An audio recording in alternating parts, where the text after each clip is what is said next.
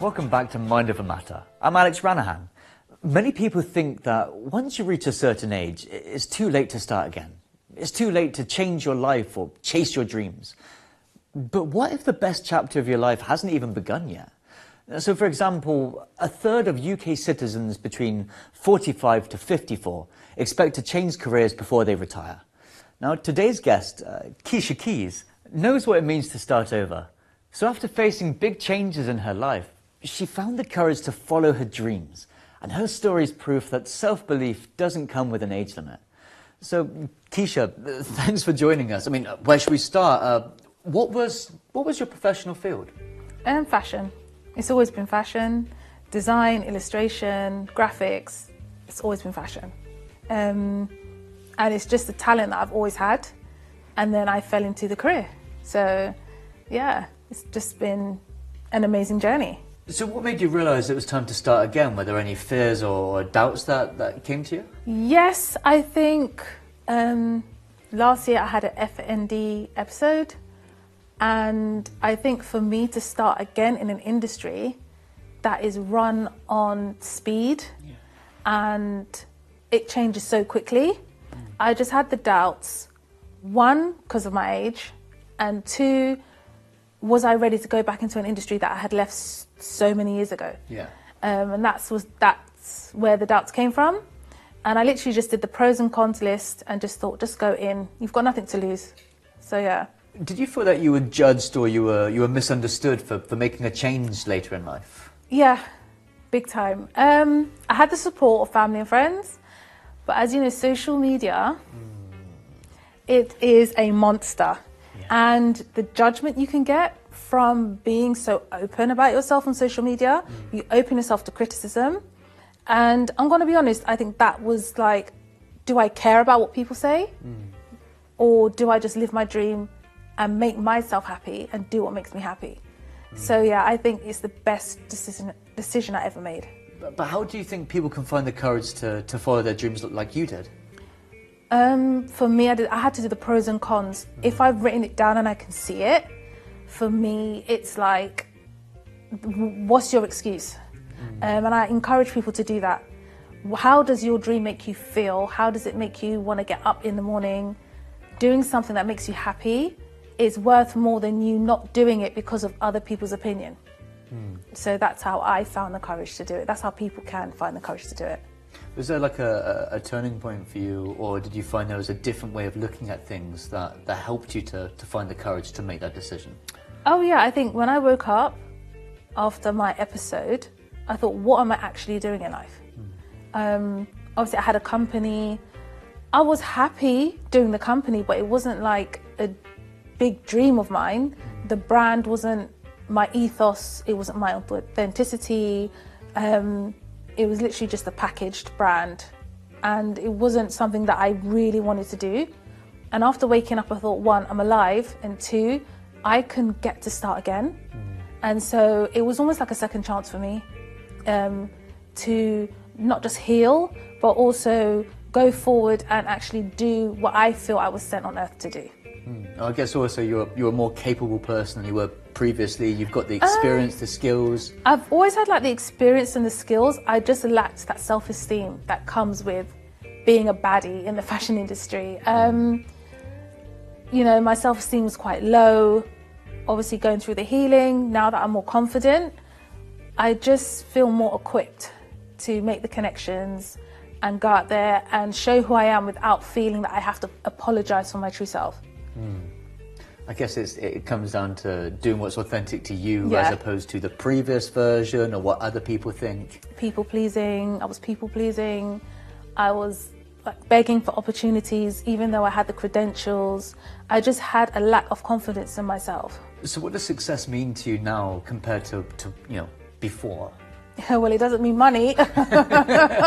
I think before I was money driven, and I think my children needed certain monetary things, whereas now I really couldn't care less. I want to be happy. Happiness is the key to my success. My kids being happy, me being happy, my circle being happy. that is the ethos of happiness for me. That is success for me. Not chasing something that can literally be gone in an instant because of circumstance. My happiness stays with me, and that's my success. I'm never going to pin my worth on a business or on money or on anything ever again. And I think that was my mistake. Have you found that you feel a different person now that you're more true to yourself? Yeah, I just feel my world is my world, if that makes sense. I can go to bed and be happy with myself and not feel like compromised myself because I'm not my true self. Yeah. So yeah, I'm in a good place. Did you find that there was any moment where it was almost like your body or your mind was telling you that you needed to change? Do you have any signs as you're going through life that this isn't the right path? You do, but you ignore them because you've got, I think it's again, social media, you're chasing what everyone else is chasing. Yeah. You want to be social media famous. You want to be known for something on social media because it gives you this credibility. And I think my body was like, slow down. There was certain instances I'd have to take a break, and I'm like, no. And you know, I was on so many supplements just to keep going. And the body was like, we can't do it anymore. We're not going to do it anymore. And you're going to stop. And I had to just forcefully stop. So my brain hit the reset button, and life feels good starting from scratch. It really does. I think there's a thing sometimes people are afraid that you've got more to lose if you start from a later age than before. But I'm guessing the position that you were in, there wasn't really any good time to make that decision. But that means that every time is a good time to start again. What would you say to people that are kind of, they go, yeah, but not for me right now? When then? I'm going to be honest, for me, fashion industry's always been in my blood. Yeah. So it's not like I was starting from scratch with nothing. I knew how it worked, so I was kind of starting from the middle. Yeah. If you're going to completely change careers, start from scratch, join a group forum. You get loads of like support. Like LinkedIn have a lot of group forums, people starting from scratch, and no one is young in these forums. You meet people in their late 30s, 40s, 50s, and I think people are waking up now to, I want to do what makes me happy. I don't want to do what mum and dad makes me happy. I don't want to do what society says, oh, you have to do this. I want to do what makes me happy. And I find a lot of people now, they are moving towards creative sectors. The man that wanted to be an artist that was told, oh, you have to be an engineer, is now saying, actually, I want to be an artist. And I think it's wonderful to see the creative space opening up to, I would say, academics, which is really nice. You see people from tech, you see people from, university who wanted to go down the academic route, and now they're like, actually, I've always wanted to be an artist. I've always wanted to be a designer. And I think that, for me, is like, yeah, people are starting to live their true selves. That's happiness. Well, Keisha, there's so much amazing things about you. There's so much I wish I could ask you. If people wanted to find out more about what it is that you do, where can they find out more online? They can find me at Keisha_Keyz with a Z 86, and that's my influencer handle. And then there's loads of clicks in the bio, and yeah, come on over. It's a great community. Nice, awesome. Well, Keisha, thank you so much. Thank you. Look, if you're feeling stuck or you're lost after a major life change, or you're unsure about how to start again, support is available. Now, if you look up the National Career Service, it's guidance for adults in England who want to change direction or find new opportunities. Just go to nationalcareers.service.gov.uk. Keisha, that was epic. Thank you so much for sharing your story. And that just shows us that it's never too late to start again. So I'm Alex Ranahan. Thank you so much for watching.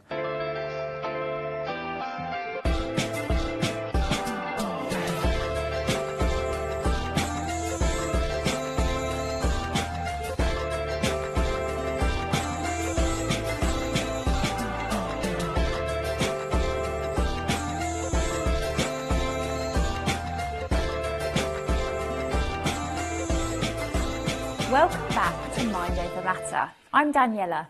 Today we're exploring how creativity can be more than expression. It can be survival. Many people use music to soothe stress or lift their mood, but for some, music becomes a lifeline. A study published on BBC shows music has a deep effect on our mood. It often offers a safe space or simply a distraction during tough moments. Music helped our guest, Kat Button, during her mental health recovery journey. And now she's using her new album, Refocus, to help others feel understood and supported. Kat, thank you very much for being here. It's lovely to meet you. Can you start by telling us a little bit about when you realised music was helping you cope with mental health? Oh, thank you for having me, Daniela. So music has always been a really important part of my life from a young child. And as I grew up, despite hardships and things being difficult in my childhood at points, music was my lifeline, it was my safe space. And that continued all the way through into university and then during my job as a music teacher. When I had been at university, I got a diagnosis of OCD and it was quite severe. And at that point, things seemed quite uncertain. So the therapist didn't know how things would be in the future. But me being stubborn, I was determined to get better. And I used music as a way of coping during that time. Now, for a long time, I wanted to create songs and music about my mental health journey, but it was too triggering for me. But that all changed in 2022 when I actually did a course about mental health in children and young people. And it was really amazing, Daniela, because at that point I wasn't triggered. So I studied the course and all the subjects that they talked about, I wasn't triggered at all. What made you suddenly not be triggered? Was it the time? I think it must have been just the time.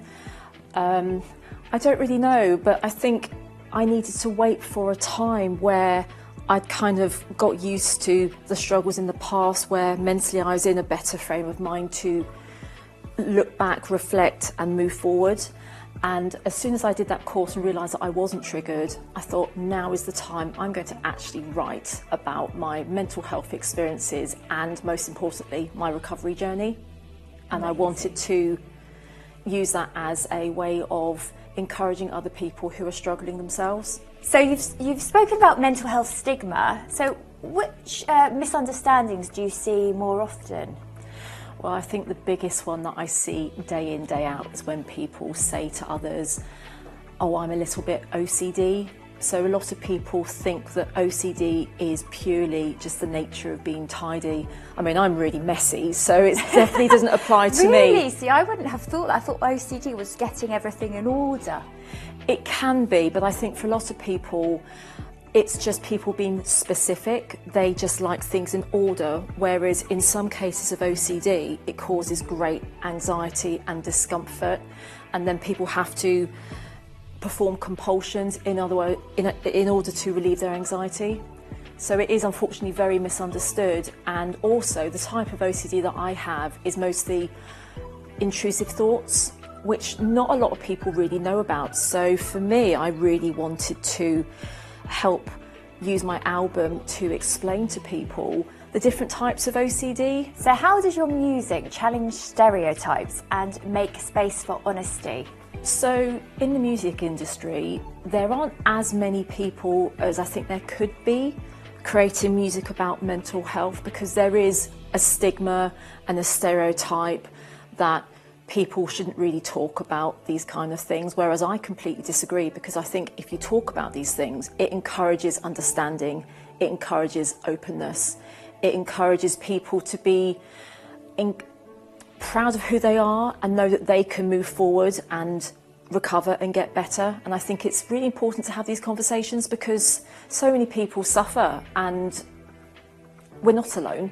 They do, don't they? Do you think it's improving though? Do you think people are talking more about this? I think they are, because in my family there's a history of mental health, and people's understanding of mental health was very different, say, 30 years ago. So I do think it has improved, but there is a long way to go. Long way to go, yes.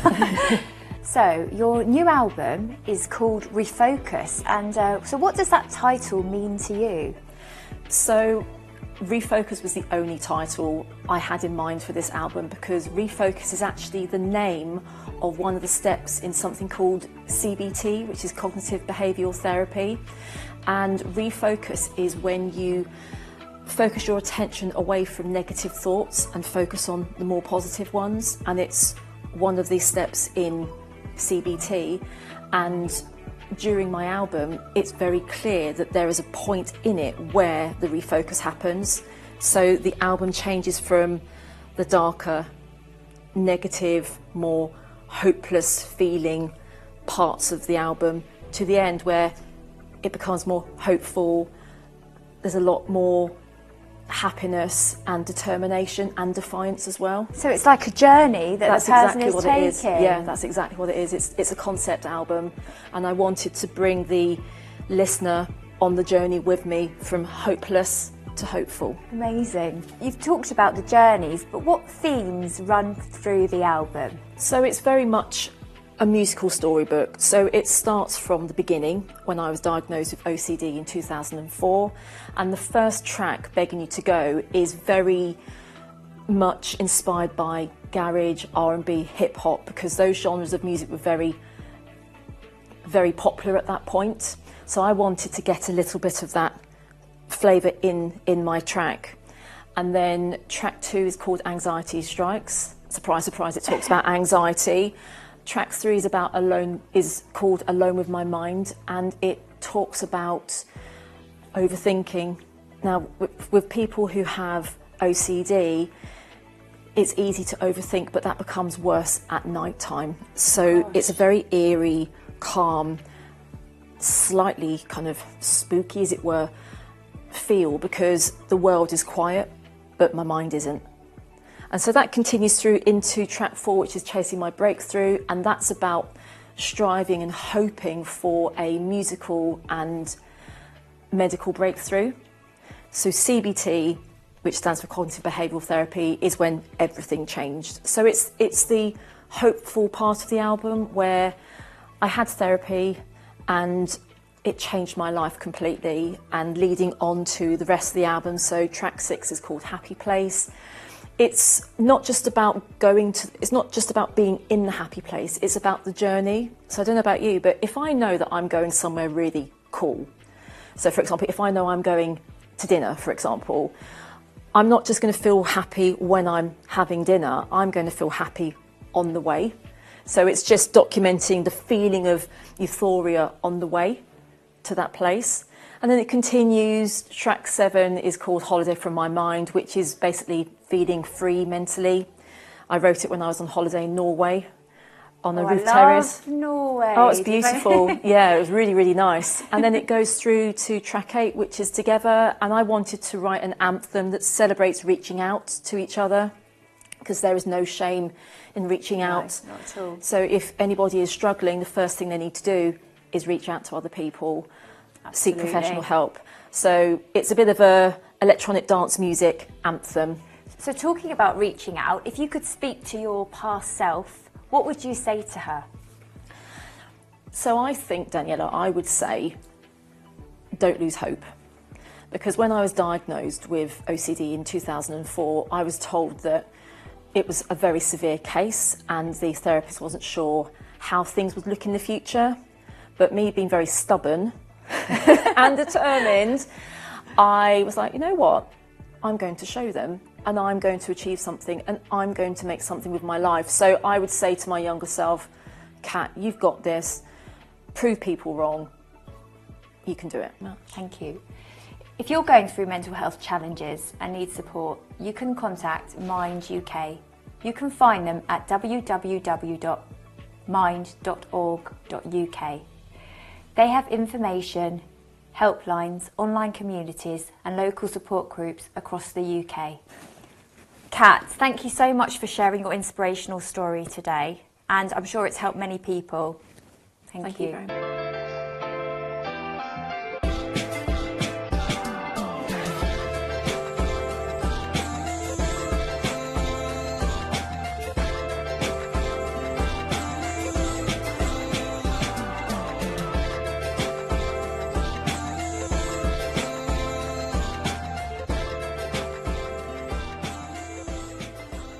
Welcome back to Mind Over Matter. My name is Zara Palmer. Whether it's social media, compulsive eating or procrastination, these habits might seem harmless, but over time they can quietly impact our mental health. Research from King's College London found a correlation between social media, low mood and poor concentration. Our next guest, Anna Story, is a therapist and she can help people manage these everyday triggers. She'll share practical tools we can all use to stay focused and be kind to ourselves. Right, Anna, welcome to the show. Thank you so much for joining us. Thank you for having me. Yeah. We've actually had a conversation before, and it's great to have about compulsive eating. I think, yes, we did, and it was a great show. So obviously today you're here to do something completely different. So no, it was a similar topic, but just about eating. So now we are talking about other stuff as well. Okay, okay. So you're here to discuss. I guess a lot of it revolves around social media. Yeah. Okay, do you want to kind of explain to everyone exactly what kind of thing we're going to be talking about today? Well, quite often when people scroll their social media, they start feeling bad about themselves because they start this negative internal monologue that tells you you're not good enough, you should be doing this as good as him or her, you should be looking like this or looking like that. And that kind of eats into you. So you end up feeling really bad, and you should really mend it and work on it, because that's not a good way to be. I totally agree. I mean, I can totally understand because I'm actually in the industry. I'm an artist. I'm also an international model. So it is, the pressure seems to be on with everybody, a lot of youngsters as well, that you have to, I guess, conform to what this social media thing is. Yeah. And I'm going to be honest, I find myself doing it going, oh, I want to change this and I want to look like that. Yeah. But when realistically, you know... You can't be everything. There's a lot of filters involved and a lot of people manipulate the pictures to look a certain way, and that's not real life. Yeah. So the question is, what would you suggest to people to kind of get themselves out of that mindset? So it's more about your internal negative monologue, that when you start telling yourself, like, you should look like this, you should do this, you should have done that. You can write it down. Just get yourself a little notebook and just write everything down, how you're talking to yourself. And you might be surprised how harsh this self-talk is. Because some of my clients say, oh, I don't talk to myself badly at all. And then they start writing it down, and then they discover how bad it is. That's interesting. Yeah. Because, I mean, my way of dealing with it is to look in the mirror and do a positive affirmation. You're beautiful. Well, that's a good way as well, yeah. It's like, look, I mean, look, you look amazing. You know, I just kind of ask for positivity, love within myself, within humanity, the world. That's kind of how I do things. But, I mean, obviously, there's different ways to do things. No, that's great stuff. But if something is still rotting you from inside, you know, and so you need kind to of like damaging, you want to get rid of that. It's not like you don't want to get rid of that because it's part of you, but you want to see what's going on. Yeah. If you have this negative self-talk, you want to kind of not get rid of it, but be aware of it and think, okay, that's what I'm doing. And the more you're aware of it, the less power it has on you. I think you and I also had a conversation earlier about certain things are triggered from either from childhood or past traumas. Explain that to me a little bit, please. Well, that negative self-talk would have roots in your childhood because your parents probably criticized you for something, that you should do this better or that better, or even they might have never even said anything, but you just felt that you are kind of lacking in some ways. So it's self-worth, like feeling worthless. Feeling worthless, exactly, So that would be this kind of inner critic, so-called inner critic, and you just have to get to know it, because otherwise, as much as you talk yourself up that you're amazing, beautiful, it still will, you know, damage you. Yeah, it still lingers, it's still there. Basically, what people do is they shut it off and just keep going. So what you're saying is, let's pinpoint what it is. You just have to get to know it. Okay. So, do you have any advice that you want to give to people? Well, it's, as I said, just get to know it. Just write it down. Just listen to it. Don't try to kind of stop it or kill it or whatever. It's part of you. But just get to know it, be aware of it, and think, okay, that's what I'm telling myself. It's part of me, but it's old part of me. it's not relevant now, so now I can move on with what I have now. So what about those people that can't really articulate themselves, maybe by writing things down? How else would you suggest Well, that they... I'm sure they can, because some people can even, you know, draw. Some of my clients draw this inner critic. They make picture of it, like they say, this is my inner critic. It could be some scary picture or whatever. They give it a name. Yeah. And in that way, you get acquainted with it, and it's less scary. It's less it's less damaging. Okay. Yeah. Interesting. So, I guess social media, to some people, is an addiction, isn't it? Because, I mean, I'm quite one of those people as well. I kind of scroll. Yeah. I'm just addicted to it. Yeah. How would you suggest to somebody to maybe, I guess, put the social media down and focus on other stuff? Well, maybe just focus on how it makes you feel. If it makes you feel good, fine, keep scrolling. But if it starts making you feel bad, again, focus on maybe that's inner critic again, telling you that you're not quite as good as these people you're looking at. So then just stop and write down what you're telling yourself. Mm-hmm. And that will help you kind of make a little pause in your scrolling and get in touch with yourself, maybe. I think it's kind of when you're too involved in social media, just try to get back to yourself.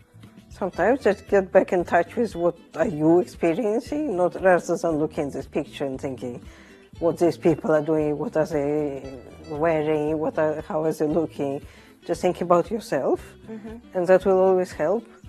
So how would you suggest somebody could find a therapist? Yeah, well, some people, quite a lot of people struggle with that, because you can go to your GP, but then you can't get free therapy most of the time, so you have very long waiting lists, or you can go private, and there are various directories. But the main thing is that you have to kind of go and see one therapist and another one, because it can't be the first match, you know, that would be perfect, because you might go meet a therapist and think, well, I don't feel really comfortable, I don't want to share with this person, I don't trust him or her. So just go see next one. It's absolutely fine. I have to agree with you on that one, because I've been to see a therapist and I've walked in and I was like, I'm not coming back again. It made me feel worse. And I was like, no, come on. And that's fine. But then I did see another one. Fine. But then every now and then they kept changing the therapist. I was like, no, I'm not doing this anymore. I can't keep seeing different people telling them my story. And it gets a bit, So maybe it's easier to choose somebody privately. I think so. I think so. Because privately you can also negotiate all sorts of rates, and it can't be that high sometimes. Yeah. But at least you will be seeing somebody you trust and you want to develop a relationship. Yeah. Because if you keep seeing different therapists as well, then, you know, your story gets kind of in bits and you can't really tell your whole story. Yeah. So, that's a problem. Okay. Why is it important to replace harsh self-talk with understanding and small changes? Well, because harsh self-talk doesn't help you in any way to move forward. It just depletes your energy. So you have to talk to yourself positively and encourage yourself and comfort yourself. Otherwise, you just can't move forward. Yeah. If someone wants to reset their habits, say today, where do they start? I mean, obviously we've discussed... writing down the negative self-talk. We've discussed that. We've done that. We've spoke about maybe talking to a doctor or a therapist.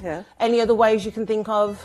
Well, again, I think we touched on that, just coming back to yourself, just rather than looking at different images on social media, just thinking how do I feel in all of that, like, what do I feel like?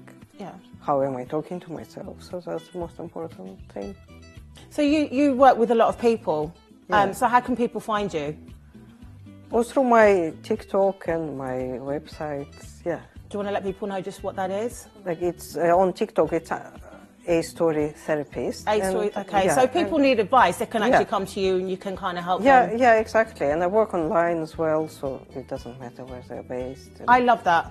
So I think I'll be hitting you up as well, dear. And I like short-term work as well. So and you're based in London, or? both in London and in Oxfordshire. Okay, that's good And to know. online, as I said, yeah. Okay, I'm actually going to try that writing down thing. I think it could definitely work wonders. So guys, thank you so much for tuning in. Thank you very much, Anna, for joining us on the show. Thank you. It's been great to see you again. Guys, if you think you might have a behavioural addiction, please talk to your GP for guidance. Or you can visit the NHS mental health pages at www.nhs.uk for practical steps and for support. Thank you so much, Anna, for joining us on the show. And I really appreciate you reminding us that change doesn't actually happen overnight. You know, you can just take small baby steps. Yeah. So thank you so much. This was Zara Palmer. See you on the next episode.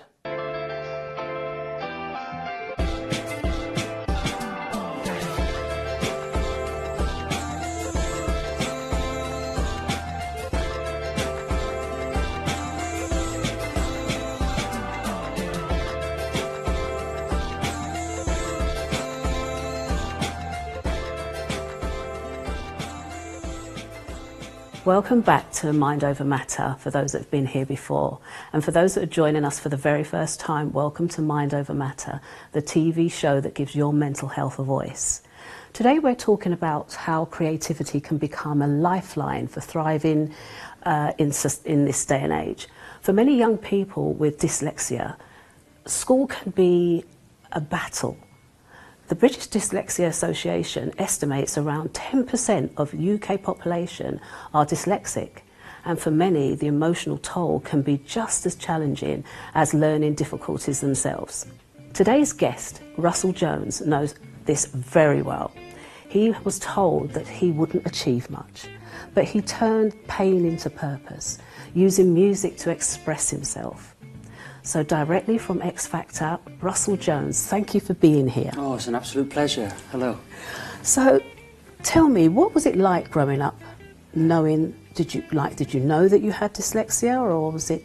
No, I felt that, you know, I was a little bit different from the other kids, you know, and it wasn't something that, I just wanted to be like everyone else. I literally did. I didn't want to be like outnumbered or, you know, the thick kid, basically. I just want to be just like everyone else, really. Okay.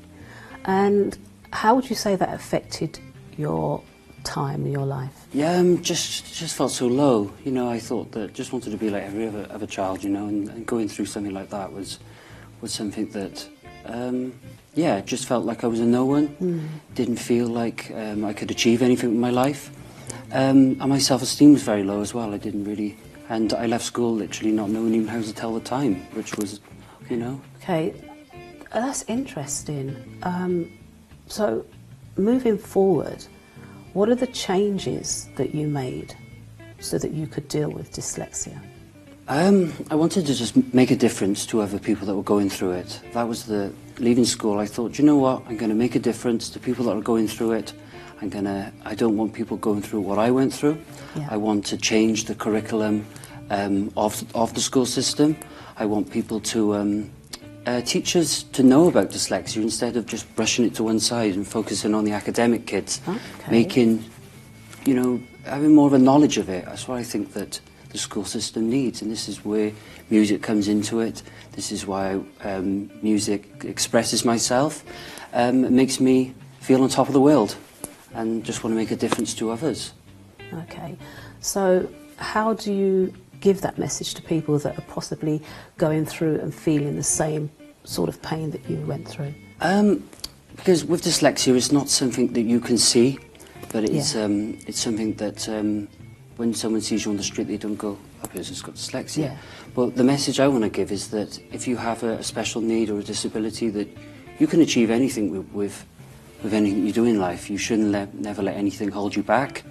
Yeah. You should do what you believe in doing and what makes you feel happy, and never be told you can't achieve anything in life. Okay, yeah, that kind of leads into my next question. What's one powerful message that you can give people struggling and feeling left behind or left out? What message could you give them today?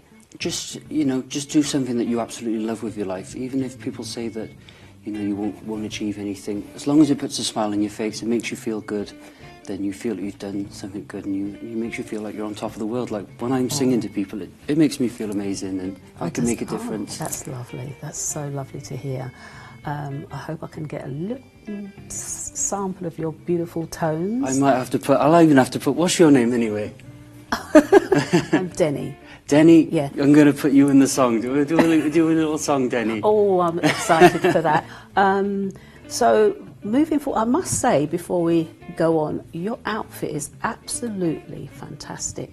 Thank you very much. I love it. Very, very dapper. Thank you. So what genre are you into? So I'm a big fan of the Sinatra and the Nat King Cole and all those 40s, 50s, and you know, I just love style. Yeah. I like, you know, I like to leave the house and look good and people to go, I wouldn't mind dressing like that.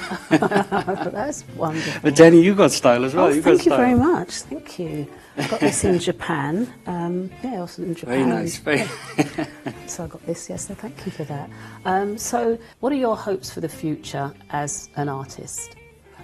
Just for my message of music is just to spread love, joy, and happiness, and people that are going through a disability, to do anything you love doing, make you feel good. I just want to make everyone put a smile on people's faces, bring joy and happiness. Oh, that's so wonderful. That's a lovely, and with the music I do, keep it current and keep it out there because I just love that music. And yeah. So just another question. Like, I know you have some projects coming up. Can you tell us what's happening next? What can we expect? So the next big season around the corner is Christmas. So I'm doing a Christmas tour of the UK. Oh, wonderful. London, Southampton, all over Wales, Somerset, and we're just going up and down the UK, entertaining people, putting smiles on people's faces and making people feel good. Oh, okay. So do you have a website, Russell, where people can find you, social media? How can we, you know, get people to follow you? So Instagram, Russell Jones Jr. 96. Okay, Russell Jones Jr. 96. And then Facebook, Russell Jones Jr. Okay. And the same with TikTok, Russell Jones Jr. Okay, lovely. That's wonderful that we can do that. Just like to say to everybody that we're going to just have a little example of the wonderful tones that we have, that Russell has here. So can you give us a little example of something that you do? L is for the way you look at me. O is for the only one I see. Denny, you're such a delight. It's lovely to meet you today. It's lovely to be on Mind Over Matter too. Oh, that's lovely. Oh, thank you so much. That was beautiful, beautiful. And I do love that Nat King Cole song, actually. So, yeah, thank you for choosing that. If you think you might be dyslexic or want to know more about support and diagnosis, visit the British Dyslexia Association, www.bdadyslexia, all one word, .org.uk. They offer guidance for children, adults and families. Thank you, Russell, for joining us today. Thank you for sharing your journey and letting us know that our differences can become our strength. Thank you so much. I'm Denny Miller. See you next time.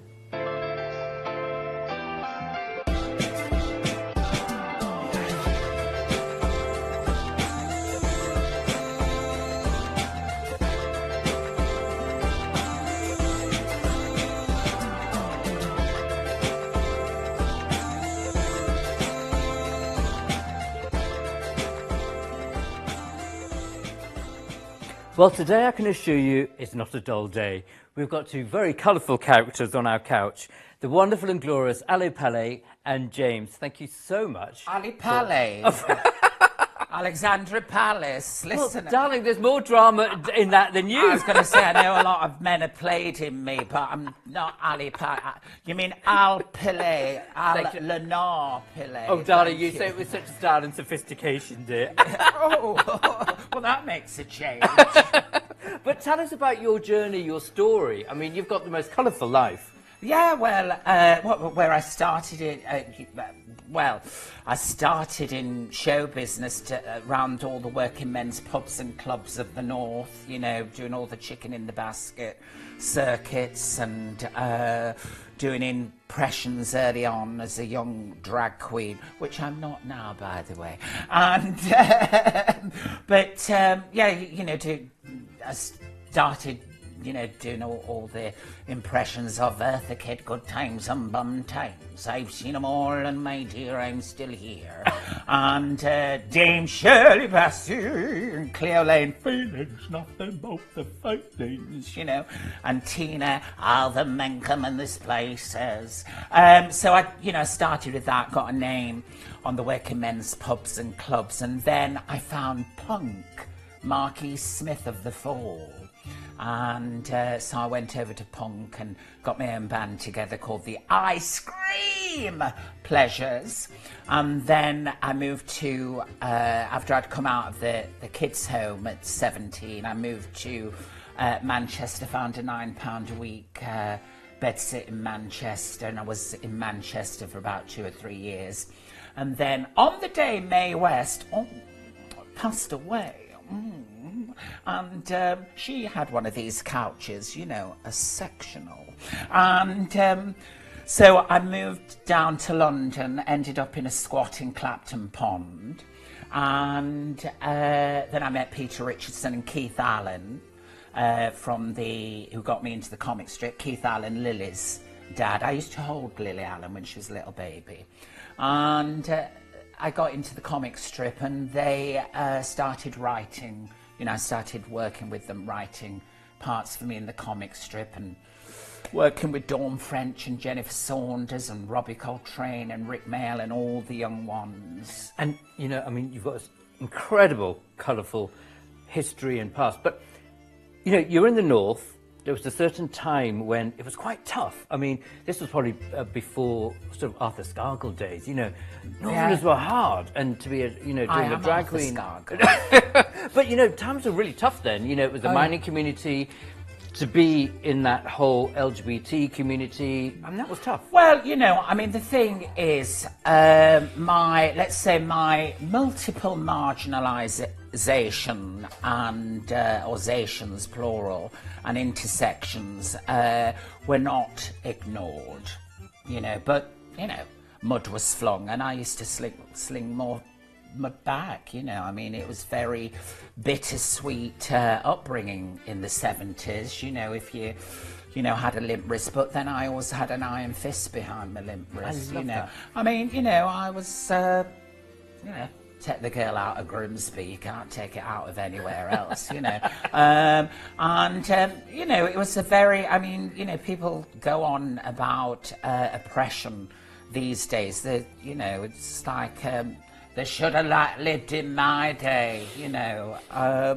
So it was a very tough, let's say, journey, process. But I mean, the thing is, I think adversity introduces a person to themselves, you know. Absolutely. So, and also what sometimes happens is, I don't know in your situation, but you can sometimes have a mentor in life.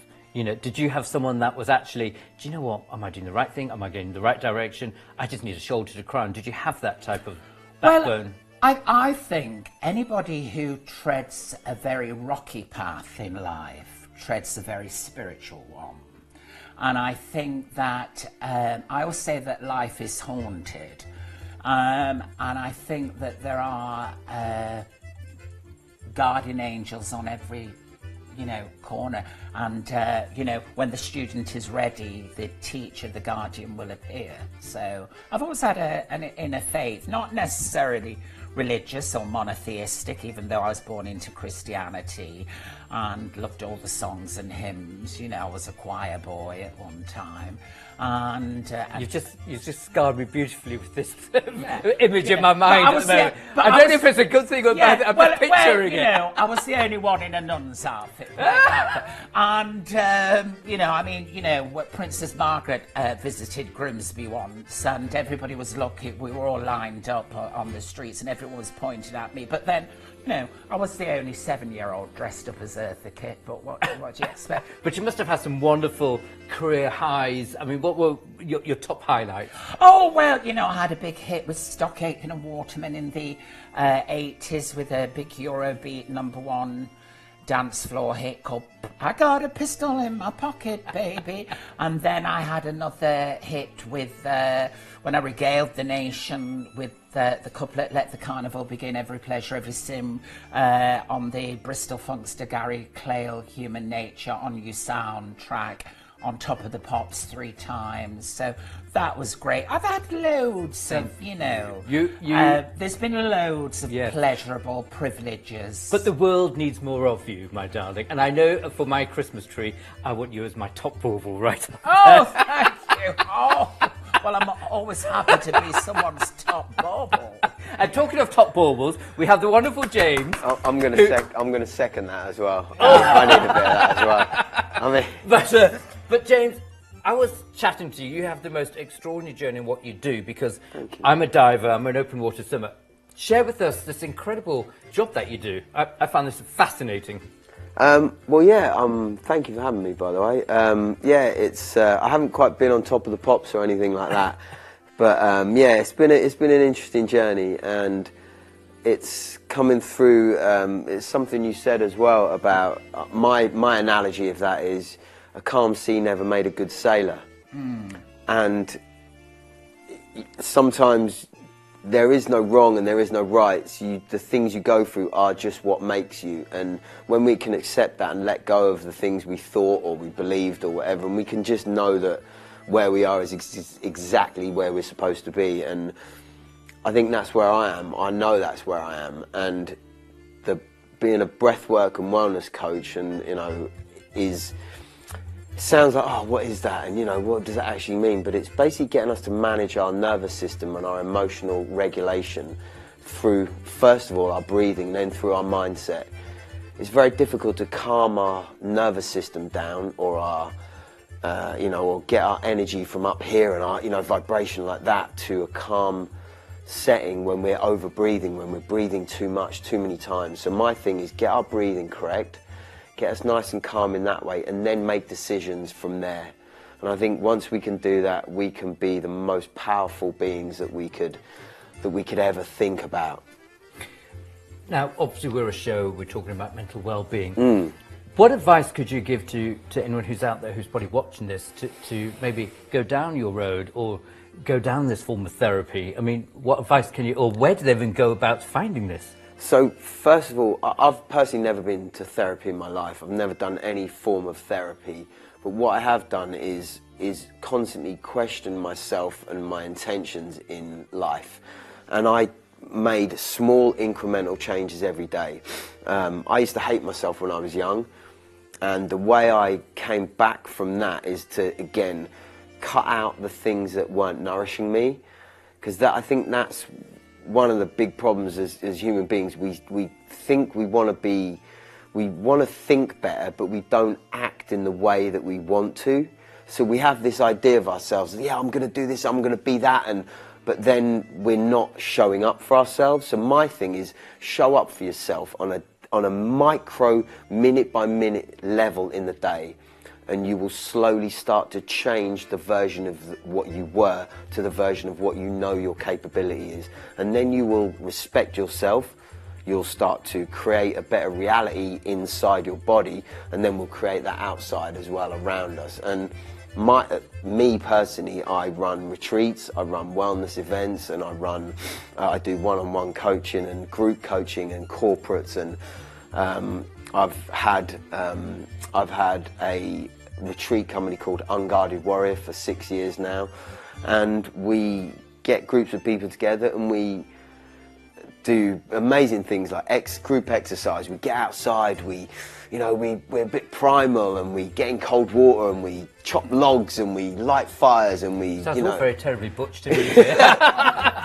but we also sign up? I'd be taking me own Winnebago.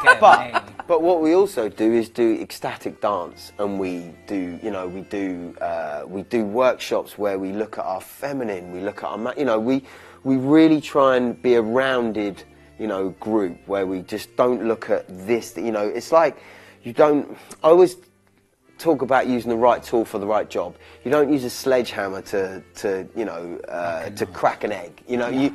So my thing is use the right tool for the right job. So use love where love needs to be, use anger when you need anger, use empathy when, you know, and use discernment. So, discernment, sorry, not discernment.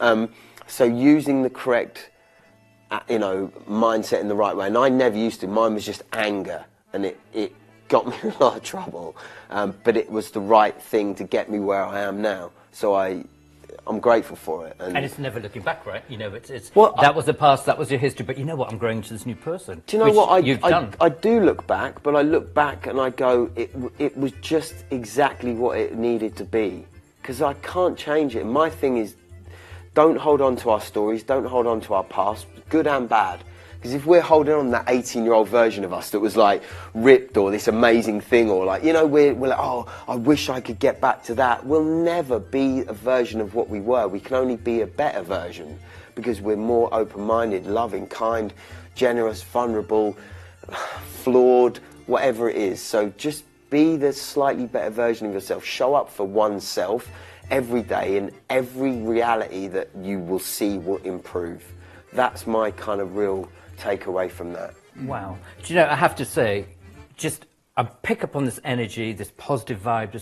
It really is uplifting. And I'm sitting here next to you going, that's it, I'm going to conquer the world. But, you know, I'm sure there's going to be a lot of people out there who have learnt a lot from you and been inspired for you. So, firstly, thank you both for taking the time. Thank you. You really are a blessing to people out there who are watching this and an inspiration. So I thank you both. So Thank you. On behalf of Mind Over Matter, I thank you.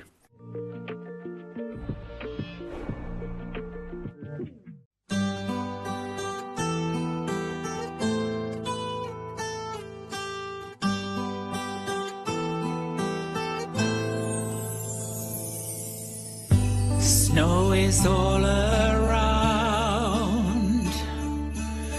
down where the street lights glow. On this beautiful winter's evening, I think of you, the life we knew, and my soul is soaring back to you. Winter burning in my heart, winter of love, shining like a star. Kiss the ghosts of Christmas past, touch my soul and make it last. Love as big as Mama Cass. Snow is all around, warm embers glow. On this beautiful winter's evening, I shed a tear, I wish you were here. Winter of love, burning in my winter of love, shining like a star. We were lovers, we were friends, no beginning and no end. Space and time we will transcend.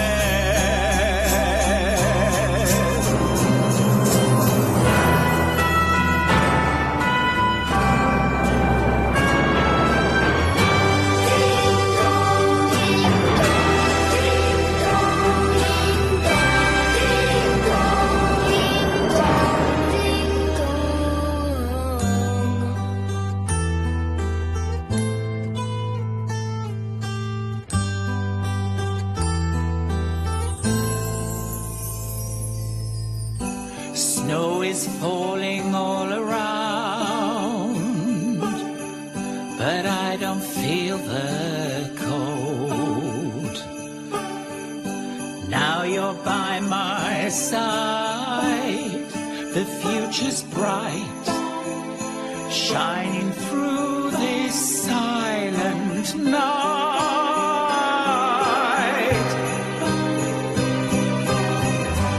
Winter of love, burning in my heart. Winter of love, shining like a star.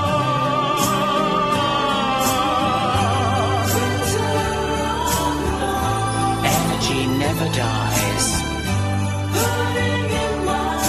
We are all made of stardust. Love never dies. Love shining like a star.